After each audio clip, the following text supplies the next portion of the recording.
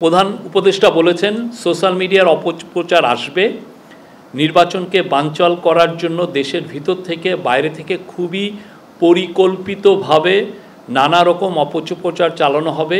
AI দিয়ে ছবি video তৈরি করে ছেড়ে দেওয়া হবে, এটাকে সামাল দিতেই হবে।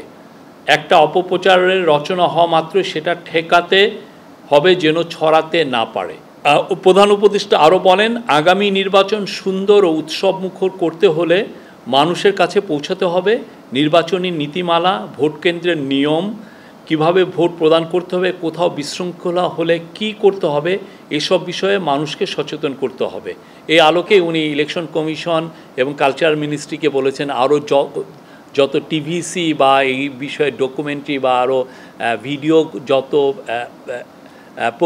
তৈরি করা যায় এবং এটা যেন খুব দ্রুত এইটা আমাদের ইউটিউবে বা সোশ্যাল মিডিয়াতে আসে, সবাই যেন এটা দেখে নিজেরাই অনেক ক্ষেত্রে প্রিপেয়ার হতে পারেন।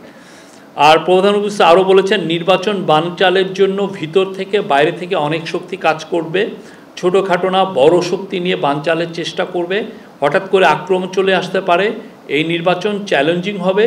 যত ঝড় ঝঞ্ঝাই আসুক না কেন আমাদের সেটা অতিক্রম করতে হবেই।